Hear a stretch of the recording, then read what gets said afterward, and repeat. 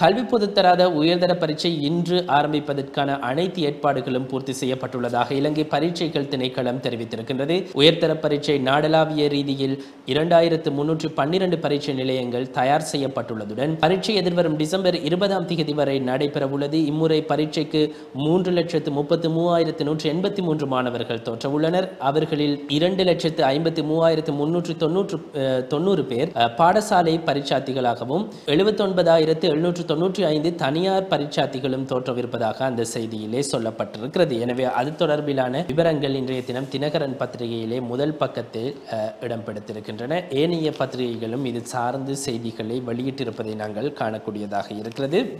சீரற்ற காலநிலையால் உயர்தர பரீட்சார்த்திகளுக்கு விசேட ஏற்பாடு பரீட்சைகள் திணைக்களம் என்ற ஒரு செய்தியை நாங்கள் காணக்கூடியதாக இருக்கிறது.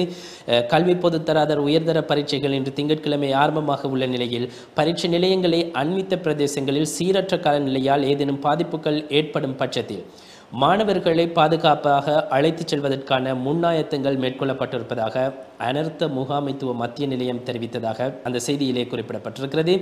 இன்று ஆரம்பமாகும் பரீட்சைகள் டிசம்பர் 20ஆம் தேதி வரை இடம்பெறவுள்ளது. இம்முறை 3,33,185 பரீட்சார்த்திகள் உயர்தர பரீட்சைக்கு தோற்றவிருப்பதாக அந்த செய்தியிலே சொல்லப்பட்டிருக்கிறது. நாங்கள் ஏற்கனவே தினகரன் பத்திரிகையிலே பார்த்த செய்தியினுடைய தகவல்களும் இந்த செய்தியிலும் பகிரப்பட்டிருப்பதை நாங்கள் காணக்கூடியதாக இருக்கிறது. இன்றைய தினம் பரீட்சைக்கு தோற்றுகின்ற அனைத்து பரீட்சார்த்திகளுக்கும் அவர்களுடைய எதிர்காலத்துக்கான வாழ்த்துக்களை நாங்கள் தெரிவித்துக் கொள்வதோடு காலநிலை தொடர்பாக சிறப்பு அவதானத்தை செலுத்துமாறு மாணவர்களுடைய பெற்றோர்களுக்கு நாங்கள் ஒரு ஆலோசனையாக அதனை வழங்கி வைக்கின்றோம்.